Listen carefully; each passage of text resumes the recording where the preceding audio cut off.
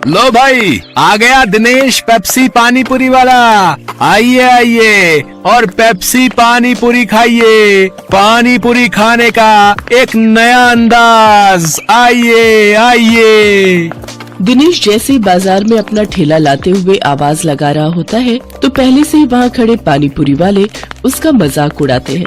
Pepsi पानी पूरी अब पानी पूरी में पेप्सी डालकर बेचेगा क्या ये आदमी है? अरे लोग तो ऐसी पानी पूरी चखते ही उल्टियाँ करने लगेंगे भैया। सही कह रहा है भोला तू। देखना तू 10 दिन भी नहीं टिकेगा यहाँ पे। सभी पानी पूरी वाले उसका मजाक उड़ा रहे थे, लेकिन ग्राहक उसकी तरफ हैरानी से देख रहे थे। अरे देख तो नेहा, कोई नया पानी पूरी वाला आया है। चल तो सही, इसकी पेप्सी वाली पानी पूरी चख कर आए, आखिर ये होती कैसी है। हाँ हाँ चल। अरे भैया जरा हमरे लिए एक एक प्लेट लगाना तो। वैसे कितने का एक प्लेट? जी सिर्फ 20 रुपए प्लेट। फिर जैसे ही काजल और नेहा उस पानी पूरी को अपने मुंह में रखती है, वो तो खुशी से पागल हो उठती है। अरे वाह वाह वाह वाह, इसका पेप्सी वाला पानी पूरी तो बड़ा ही कमाल का है रे। क्या स्वाद है, मजा ही आ गया। क्या लाजवाब मजेदार पानी पूरी है। अरे इसके आगे तो सबकी पानी पूरी फेल है। सुनो भाइयों बहनों, इस पेप्सी पानी पूरी वाले की पानी पूरी तो लाजवाब है। सब खाओ, दिल खोल कर खाओ, लेकिन भैया हमरे लिए पहले एक एक प्लेट और लगाओ।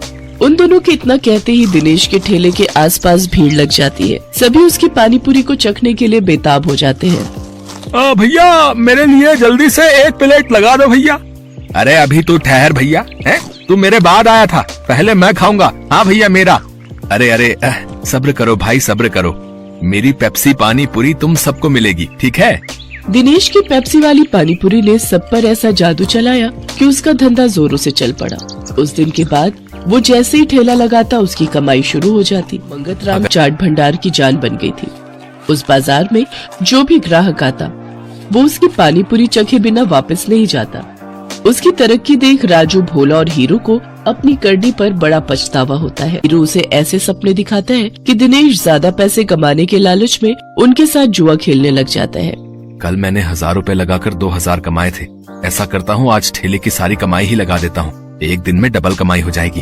धीरे धीरे दिनेश को जुए के साथ साथ शराब की लत भी लग जाती है। शराब की लत उसे ऐसी लगती है कि उसका अपने काम में मन ही नहीं लगता और वो ठेले पर खड़ा होकर भी शराब के नशे में डोलता रहता है।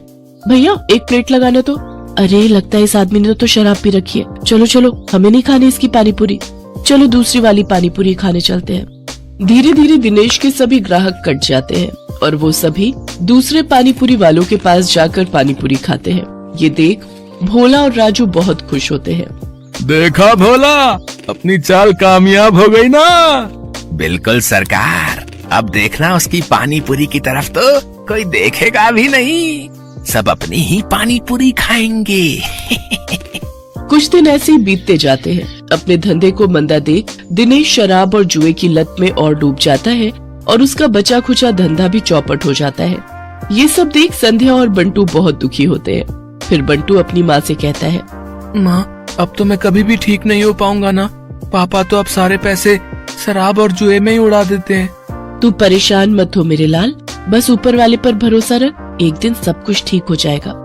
सारा दिन नशे में धुत रहने और धंधा चौपट होने के कारण दिनेश के घर में खाने पीने के भी लाले पड़ जाते हैं। माँ अब तो घर में खाने के लिए भी कुछ नहीं बचा। अब तो लगता है भूख से ही हम सब मर जाएंगे। ऐसा नहीं कहते मेरे बच्चे, सुख दुख तो जीवन का हिस्सा है।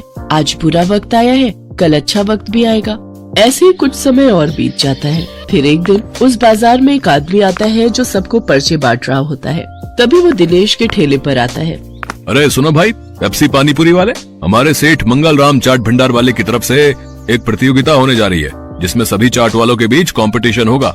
जो भी इस प्रतियोगिता को जीतेगा उसे पूरे 5 लाख इनाम और साथ ही हमारे मशहूर मंगल राम चाट भंडार वाले बाजार में एक स्टॉल भी लगाने को मिलेगा। मंगल राम चाट भंडार बाजार, वहाँ तो बड़े बड़े लोग आते हैं चाट खाने के लिए। अरे तभी तो कह रहा हूँ, अगर जीत गए तो रोज की अच्छी खासी कमाई होगी और 5 लाख मिलेंगे वो अलग। मंगल राम चाट भंडार कोई ऐसी वैसी जगह नहीं थी, बल्कि शहर का फेमस चाट बाजार था, जहाँ शहर के बड़े बड़े लोग चाट खाने आते थे और कई टूरिस्ट भी वहाँ आते थे। उस बाजार में चाट लगाने वालों की अच्छी खासी कमाई होती थी, लेकिन ये सब बातें जानते हुए भी दिनेश उस प्रतियोगिता में कोई खास दिलचस्पी नहीं दिखाता। मंगल चाट भंडार है तो मुझे क्या, मैं जहाँ हूँ वहीं ठीक हूँ, मुझे इन सब से कोई फर्क नहीं पड़ता।